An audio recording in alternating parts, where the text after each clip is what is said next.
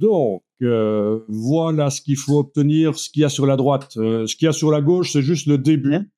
C'est un texte sur une ligne. Ouais, je peux vous montrer ça, voilà.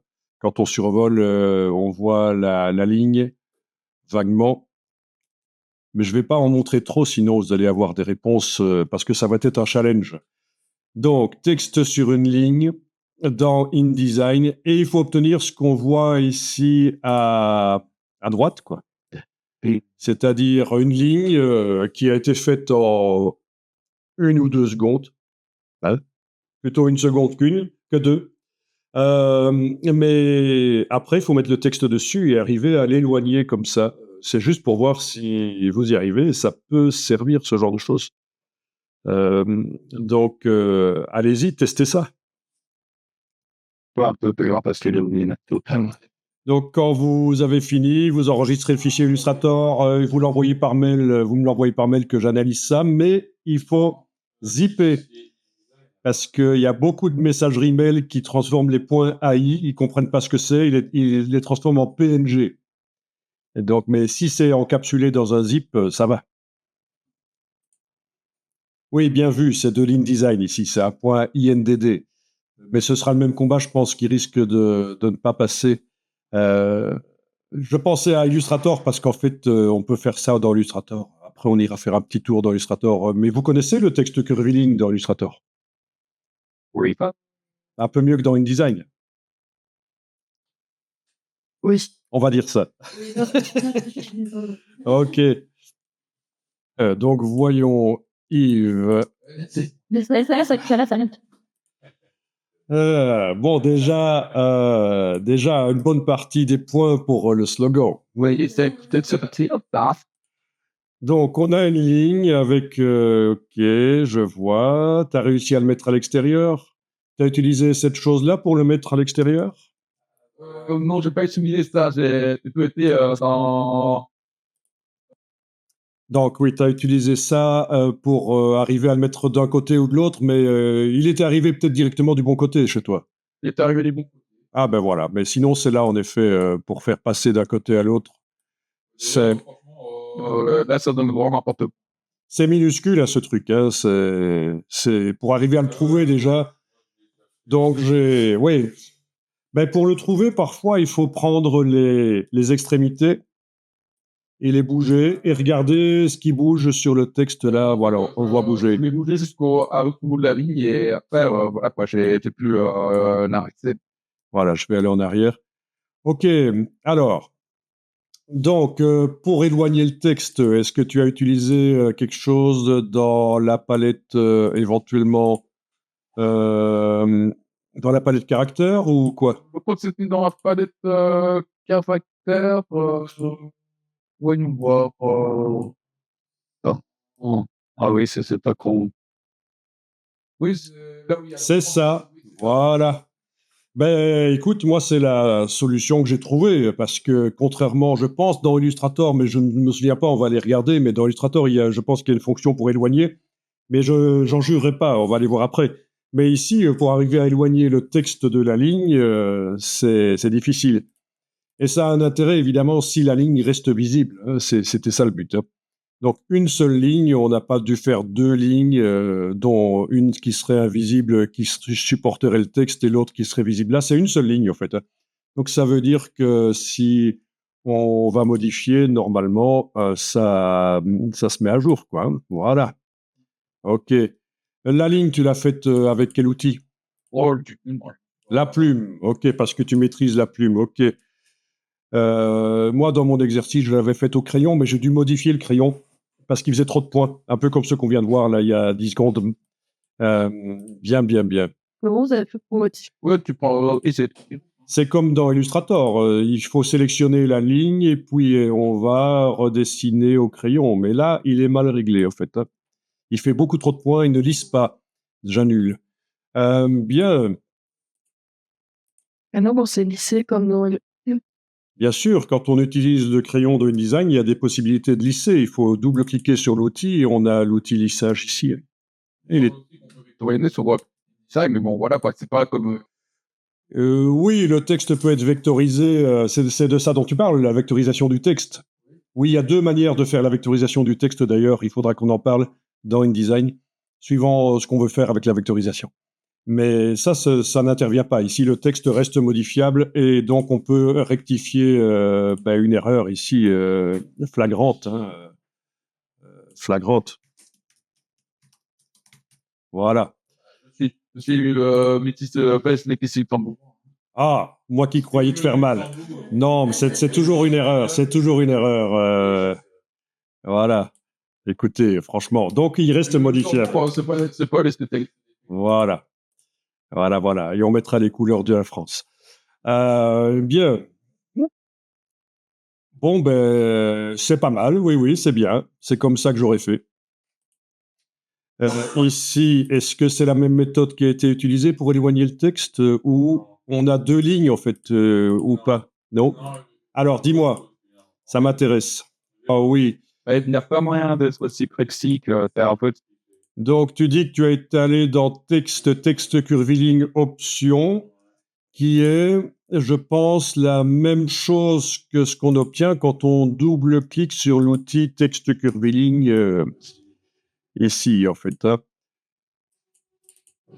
C'est la même chose qu'on obtient. Oui, c'est les options, voilà. Et donc, tu as joué sur l'alignement, c'est ça? Voilà. Ça, c'est l'espacement, mais c'est pas l'espacement par rapport à la ligne, c'est l'espacement entre les caractères. C'est bizarre parce qu'il fonctionne aussi quand on l'utilise dans la palette caractères à cet endroit-là, en fait. Donc, je vois pas trop à quoi il sert, mais je peux me tromper. Et donc, tu as fait un alignement sur les descendantes. Ok. Tu vois ce que c'est les descendantes? Non. En fait, c'est le dessin des caractères. Ça, c'est une descendante, par exemple. Voilà. Ok. Et alors ça, c'est une ascendante. Ben oui, c'est des termes typographiques. Et puis, ça s'appelle. Ah oui! Ah ça, c'est une stratégie. Hein. Tu as mis le contour à l'intérieur, attends un peu de la ligne. Pourtant, je le vois à l'extérieur, là. Ah non, c'est inversé. Quand c'est la ligne. D'accord. Pourquoi c'est inversé? C'est pas un fait. Ça dépend peut-être de la construction de l'objet, en fait, hein, dans quel sens il a été créé, en fait. Hein. Ouais, ou pour mettre le texte, la ligne, j'ai coché l'application symétrie. Ça fait pas faut faire Ah oui, la petite case symétrie, là, qui est où, en fait, la petite case symétrie? dans les options de texte. Ah, dans les options de texte curviligne. Ah, la case symétrie, ok, ben oui, ok, pourquoi pas, techniquement ça marche, hein. Sauf que tu peux pas vraiment éloigner le texte comme tu veux, ça, pas trop le choix. Donc ça suppose peut-être que, je sais pas, je vais tester ça ici. Si on réduit tout ça, est-ce que l'éloignement du texte par rapport à la ligne reste constant ou est-ce qu'il se réduit aussi? Ah, il se réduit aussi. Le texte bouge un peu, mais il se réduit, ok. Oui, donc on peut même pas jouer là-dessus pour arriver à mettre le texte à une certaine distance de la ligne, comme on le ferait dans Illustrator quand on a décoché la mise à échelle des contours et des effets. Mais oui, donc ouais, pourquoi pas. Je cherchais les options d'objets pour inverser le sens du tracé pour voir cette histoire de contour qui euh, se met à l'extérieur quand on lui demande d'être à l'intérieur et qui se met à l'intérieur quand on lui demande d'être à l'extérieur. Mais je ne pense pas qu'on puisse inverser le sens de construction du tracé ici. C'est dans Illustrator qu'on peut le faire. Donc, il faudrait copier-coller l'objet dans Illustrator, faire l'opération et le ramener ici si on veut inverser son sens de construction. Bon, voyons, ben, pas mal. Alors, lisons. Rien. Pourquoi est-ce qu'on ne voit rien? Ah, mais ça, c'est bizarre, tu m'as envoyé le mauvais. Alors ça, c'est intéressant, tu as fait le tracé dans Illustrator, enfin, pas dans ce document-ci parce qu'il est vide, tu m'as envoyé le mauvais, mais tu n'as pas réussi à faire l'espèce de spirale pourrie là, dans... pourtant, il y avait la plume dans InDesign. Mais oui, mais je n'arrive pas à l'utiliser. Tu n'arrives pas à utiliser la plume, sérieux? que pourquoi j'ai fait dans Illustrator, j'ai fait la film Illustrator, mais je suis pas dans Ben, c'est la même. Il n'y a pas de... Et donc, tu as fait dans Illustrator à la plume? Ah oui. Et tu as copié-collé vers InDesign. Donc, ce qui peut se faire aussi, qui est intéressant avec Illustrator, c'est qu'il a un générateur de spirales. Comme. Ah ben oui, on peut générer des spirales et puis on peut copier-coller vers InDesign et s'en servir comme support pour le texte. Ok. Donc, exercice intéressant, petit exercice vraiment intéressant. Après, j'en ai un peu plus costaud qui va nous occuper jusque la fin. Donc, ben, écoutez, faites un nouveau document, on va tester, hein. Donc, je vais faire la spirale au crayon. Document design. Donc, au niveau du crayon, avant de dessiner, je vais peut-être aller double-cliquer sur lui, sur son outil, l'outil crayon là, pour augmenter le lissage. Voilà. La fidélité. Alors, ça, c'est... La fidélité, c'est en rapport avec la modification des tracés sélectionnés, je pense. Donc, ça ne doit pas changer grand-chose ici. Mais je vais tenter le lissage à 100%. On va voir ce que ça nous fait quand je trace au crayon quelque chose d'un peu pourri, comme ça, voilà. Quand je lâche, bah, c'est fameusement lissé, en fait, hein, à 100%. Donc, c'est... Voilà. Et tiens, juste pour... d'abord, je vais lui mettre une couleur de contour. Donc, casse contour et F5 pour avoir le nuancier. Je vais lui mettre du noir comme ça, voilà, dans un premier temps. Tiens, juste pour voir, moi, je vais tracer une spirale dans l'autre sens pour voir ce qui se passe quand on met le texte dessus. Même chose, je vais lui mettre du noir, voilà. Elle est un peu chalée à cet endroit-là. Il m'a fait un angle. Donc, je vais utiliser un des outils derrière là, l'outil conversion point directeur, par exemple, derrière la plume. Ça, vous faites pas, c'est juste moi. Et comme ça, je vous montre en même temps. Je clique, il n'y a plus du tout de tangente. J'appuie, je bouge, il y a une tangente. Il faut faire attention de bouger dans le bon sens, sinon ça fait un nœud. Voilà, OK. Donc, comme dans Illustrator, vous avez l'outil de correction de point directeur. Ah ben, c'était Flèche blanche pour manipuler les courbes, etc. s'il fallait. OK, donc je vais enregistrer déjà cette première étape. Je n'ai pas fait 5 ans d'affilée parce que quand l'autre,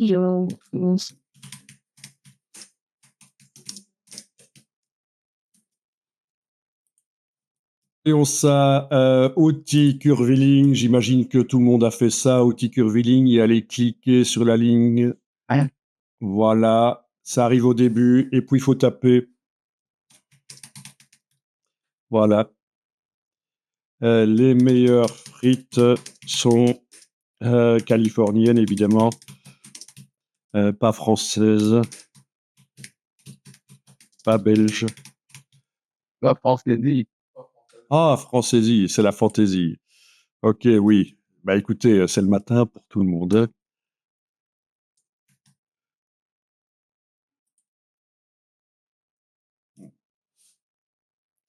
Ok, tiens, je vais copier le texte là et voir ce qui se passe si je le mets ici.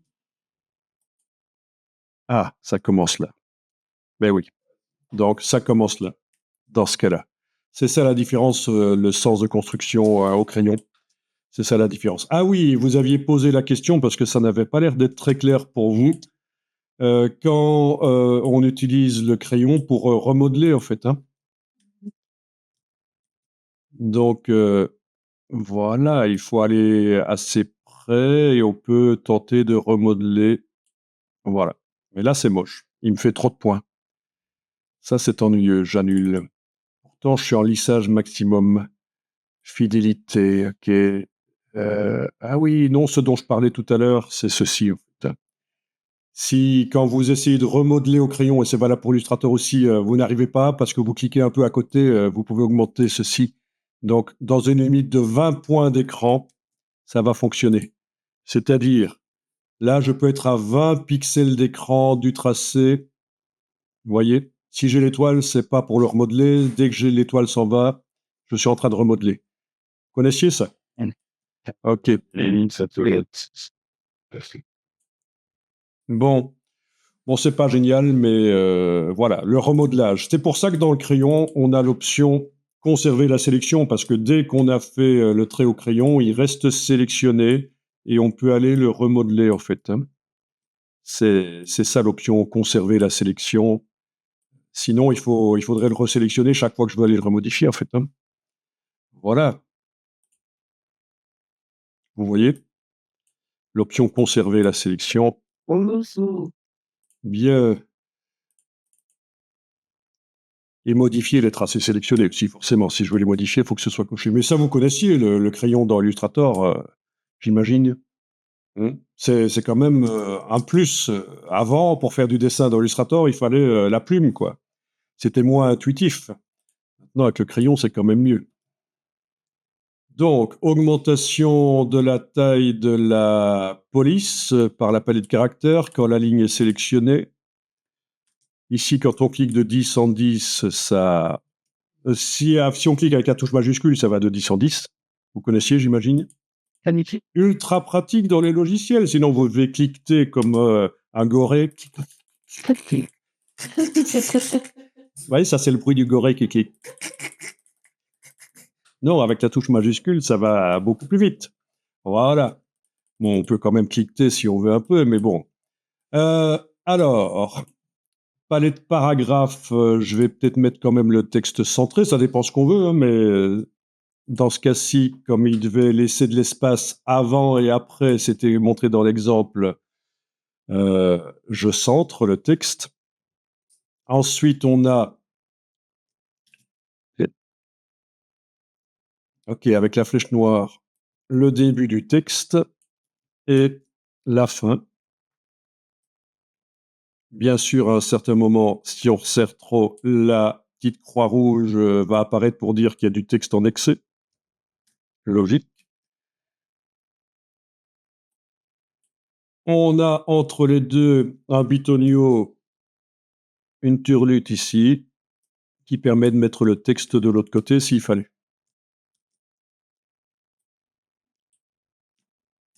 Bon, c'est vraiment pas terrible, hein. Franchement, on m'a dit que dans Canva, on peut faire ça de manière beaucoup plus facile, en fait, hein. Ça, je peux croire, hein.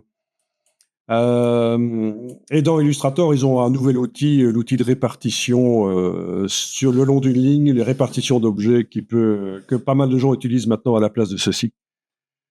Bon, et puis on avait l'éloignement du texte par rapport à sa ligne de base. C'est donc ici. Est-ce que ça apparaît d'office? Peut-être pas, hein. Oui, parfois vous avez la palette de caractères qui ne montre pas, il va falloir demander d'afficher les options. Voilà. Et donc là aussi de 10 en 10 si on veut, et voilà, ça éloigne. Et on peut vraiment précisément dire comment on veut que ce soit éloigné, à quelle distance. Voilà, voilà. Et alors vous avez bien sûr ceci à toujours enclencher, optique, pour que les espacements entre les caractères se recalculent. Parce que par exemple, oui, vous connaissiez ça, optique d'office, hein, dans tous les logiciels Adobe, InDesign, Illustrator, Photoshop, il faut enclencher, quand on fait des caractères, il faut enclencher l'optique. À moins que vous ayez une bonne raison de ne pas le faire, mais parce que sinon, le calcul entre les espaces des caractères n'est pas bon. Vous connaissiez? Vaguement. Ah. Voilà, par exemple, ici, entre le M et le E, ça me semble un peu trop, etc. Il y a des problèmes d'approche, donc je vais enclencher optique et normalement, tout de suite, ça va changer. Voilà. Bon, là, entre le M et le E, c'est toujours un peu grand, mais c'est pas grave, ça peut se corriger manuellement en mettant le curseur entre les deux et en corrigeant ce qui a été calculé. Cette entre parenthèses, c'est le résultat d'un calcul que InDesign a fait. Voilà, on peut aller modifier. Et là aussi, j'utilise la touche majuscule pour régler rapidement. Voilà. Dans Photoshop, pour faire ça, si vous enfoncez la touche CTRL et PC aux commandes et vous appuyez, vous avez un curseur virtuel. Et vous pouvez voir que ça se modifie en temps réel. Mais pas ici dans InDesign, visiblement. Je vous rappelle que quand vous êtes en train de manipuler le texte, si vous voulez faire un panoramique comme ça, bouger sur écran, c'est la touche Option, la touche Alt et pas la touche Espace. Donc le raccourci de la main ne peut pas être la touche espace comme d'habitude, mais quand on est en train de travailler du texte, ce sera forcément la touche Alt, la touche Option. Ok, alors ce qu'on a fait là, c'est ce qu'on appelle du parangonnage. Alors, parangonnage, je vous mets le terme ici. Oui, ils appellent pas comme ça dans InDesign. Ils appellent ça autrement, pour une raison que je vais vous expliquer. C'est vraiment débile. Et donc, quand on survole ça, ils disent c'est... Ah, j'ai pas l'infobule. L'alignement par rapport à la ligne de base, non, c'est pas un truc comme ça.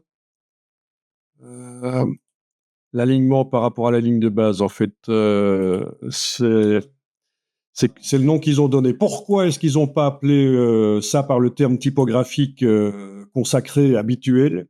Cet éloignement du texte par rapport à sa ligne où il est censé être, parangonnage, parce qu'en fait, InDesign est en quelque sorte une copie partielle d'un logiciel qui s'appelait Quark Express, et ils ont fait des choses ridicules, ils ont modifié des noms, des termes, pour qu'on ne puisse pas leur dire qu'ils avaient copié Quark Express. Donc, parangonnage, c'est l'éloignement du texte par rapport à la ligne où il est censé être. Je vous en parle parce que en agence de pub, en agence de production, pré-presse, etc., on va forcément vous sortir le terme juste pour vous tester. T'augmenterais pas le parangonnage à cet endroit-là? Et si vous avez jamais entendu parler, vous êtes quoi? Quoi? Nage quoi? Est-ce que vous avez déjà entendu le terme? Bon, ben, retenez-le, parangonnage. Est-ce que ça a un rapport avec Parangon? Je sais pas, c'est pas un personnage mythologique, ça, ou quoi? Un parangon. Parangon de vertu. Bon, je sais pas. Marbre noir de Grèce. Ouais, bon. Ok. Le parangonnage. Et alors, le problème du parangonnage, et là, je vais augmenter. Ah. Et tant qu'à faire, je vais aussi augmenter, comme j'avais fait dans l'exercice, l'épaisseur du contour et peut-être même sa couleur, quoi, voilà. Donc, que dire? C'est qu'il y a un gros problème, un gros piège avec le parangonnage. C'est quoi? Outil texte curviligne. Si j'essaye d'aller modifier le texte là, Ah oui. ça marche pas? Ça bug? Mais donc, souvenez-vous, les bugs se situent entre le dossier de la chaise et l'écran la plupart du temps. En réalité, le texte, il est là. Ben oui. Oui. Voilà. Bon. Parfait. Est-ce qu'on a encore autre chose à faire là? Donc, ok, il indique plus optique parce que j'ai fait des modifications manuelles entre certains caractères, évidemment. Vous aviez joué, j'ai vu, sur l'espacement entre les caractères. J'ai augmenté, mais ça sort, donc je dois diminuer la taille du caractère. Voilà, donc ça peut être sympa. Ça peut être très sympa. Ça peut même faire des logos. Ça peut faire des décorations pour des mises en page. Ça peut être intéressant. Allez, voilà, hein. C'était pas de un gros. Bon, dans Illustrator, je vous montre juste, je fais le test ici, hein, parce qu'il y a un truc vicieux qui est apparu, ça ne fonctionne pas comme avant en plus. On va voir si ça va. Donc derrière l'outil trait, vous avez l'outil arc et surtout spirale qui nous intéresse. Bon, ces choses-là peuvent être intéressantes dans Illustrator, mais vraiment pour les utilisateurs avancés. Mais outil spirale, connaissiez pas ça dans Illustrator? Donc, si on trace d'abord, voyons un peu si je réglais déjà pour ne pas avoir de fond blanc peut-être. Donc, une spirale, voilà. Et pendant que je trace la spirale, si j'enfonce les touches haut et bas au clavier, c'est la longueur de la spirale, vous voyez? Haut et bas. Oui, Ben, les flèches haut et bas sur le clavier. bah. Voilà. Ok, autre chose, pendant que je trace, si j'enfonce la touche CTRL et PC aux commandes, ben ça détermine les diamètres de la spirale. Voilà, si je veux faire un disque vinyle, c'est possible. Contrôle Alt, Donc là, c'est la touche contrôle du PC ou commande sur le Mac. Et on détermine.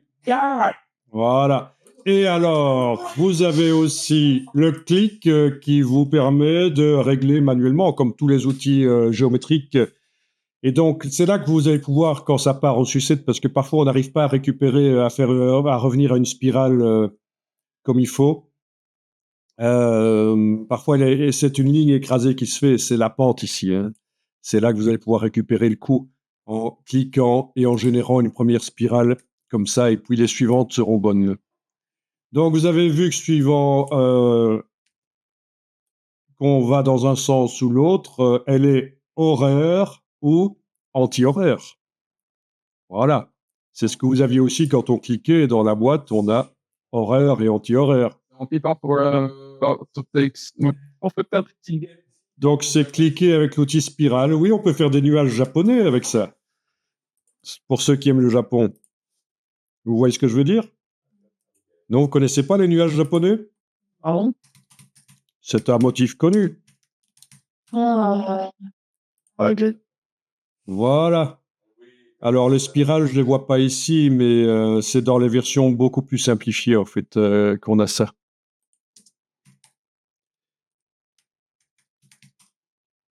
Oui, Voilà. comme ça, qu'on va les nuages. Voilà. Ce genre de choses. Voilà.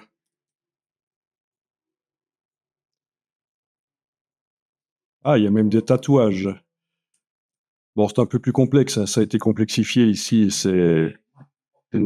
Mais si je tape juste Cloud Spirals, ah non, il faut que je tape graphique peut-être en plus pour avoir du graphisme. En séquence pour la Enfin, vous voyez. Non, là, c'est juste de l'IA. C'est pas vraiment ce que je cherchais. ce qu'on va contrôler. Ah, voilà. Voilà, des nuages en spirale, c'est sympa. Vous voyez? C'est cotonneux, c'est amusant. En voilà d'autres. Oh, j'ai un exercice aussi où je fais un mouton avec des spirales. Et il est très intéressant cet exercice parce qu'il permet de bien contrôler les choses par la suite. Donc cet exercice du mouton, faudra que je vous le sorte. Il est terrible. C'est juste ça, d'avoir fait pour faire une style d'acteur, parce qu'il y a une... Donc la pente de la spirale, pente en contraste, c'est avec la touche contrôle UPC ou commande du Mac. Voilà. Et c'est là, quand on obtient une pente trop forte, que ça ressemble plus à une spirale, les fois suivantes, parfois, ça bug, on va dire. On n'arrive plus à avoir une spirale. On essaye. Oui, si on sait que c'est ça, on peut encore récupérer le coup, hein. Voilà. Mais sinon, si on ne sait pas, il faut cliquer avec l'outil spirale et aller modifier si la pente s'éloignait de 100%. Mais moi, j'ai le squelette souple. Donc, avec l'outil spirale, quand tu cliques sur le document, tu n'as pas la boîte qui s'ouvre. Spirale. Je n'avais pas que... Elle est peut-être pas sur ton écran, ou alors tu appuies et tu bouges au lieu de cliquer simplement. Voilà, tu n'as pas de souris, donc c'est déjà difficile de faire sans souris, je trouve. Et donc, l'idée ici, c'est de sélectionner une RALSPI et de la transférer vers InDesign par copier-coller. Copier. Et alors, on va coller vers InDesign. Je vais bouger sur l'écran parce que ça colle au centre, en fait. Voilà, je vais le mettre sur le côté de la page. Voilà. La RALSPI est là. Et qu'est-ce qui ne marche pas quand on fait ça, c'est que, en fait, si on n'a pas de contour en couleur dessus, le transfert ne se fait pas. Donc, typiquement, quand je transfère un tracé de Photoshop à InDesign, je suis obligé de le faire passer, je ne sais pas pourquoi, par Illustrator pour lui mettre un contour. Et là, je le recopie de Illustrator vers InDesign. Donc, Parce que les tracés dans Photoshop, quand on convertit une sélection en tracé, elle n'a pas de contour, hein.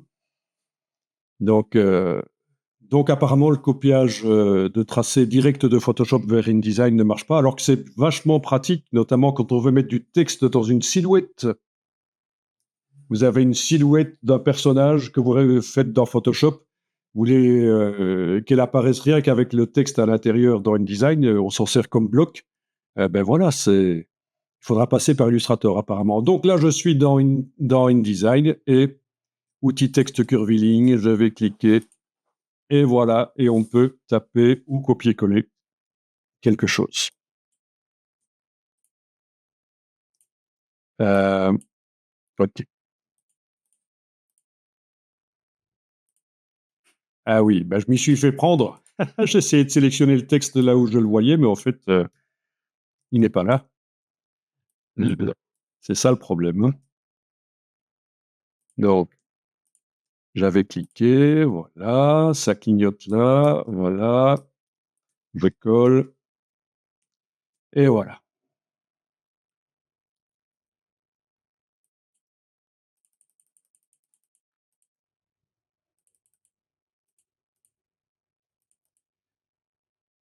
Très sympa et intéressant. Et bien sûr, on peut enlever la couleur au support, couleur de contour, au tracé qui sert de support, on l'enlève. Oui, mais faire un texte en spirale, c'était pas vraiment l'idéal pour le rendre accessible. Oui, mais c'est pas le but. Ah tiens, j'en ai plusieurs. Mince, c'est quoi ça? Non, c'est juste l'affichage qui déconne. Oui, et quand on ne voit pas le tracé de base parce qu'il n'y a plus de couleur, c'est assez pénible en fait, hein. Ok, allez plus loin là. Bon, très bizarre. Il est à l'intérieur comme ça. Ben, ok. Non, non, c'est un jeu, quoi, hein. C'est pour décorer un article ludique. Voilà. Et mine de rien, quand on regarde la spirale de plus près, ça passe très rare.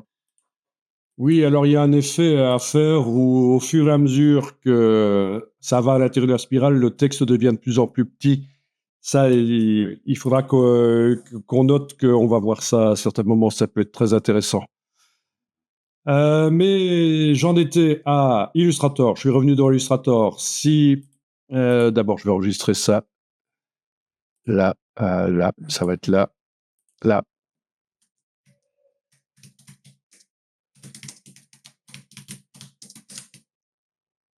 Et c'est quoi cette ambiance Dark Vador? Ah, je vois que dans... Ok, donc outil texte curviligne, mais de toute façon, si on utilise outil texte et qu'on s'approche, il va savoir que c'est pour le mettre sur la spirale. De toute façon, voilà, j'aurais pas dû, j'annule, je devrais commencer ici. Voilà, ok, il met du lorem ipsum directement. Que dire de plus? Est-ce que là, je pense pas que la spirale peut avoir une couleur, hein. Il faudrait en superposer deux pour avoir une couleur. On est d'accord? Voyons un peu si on met un contour. J'ai pas l'impression que nuancier ici, voilà le nuancier.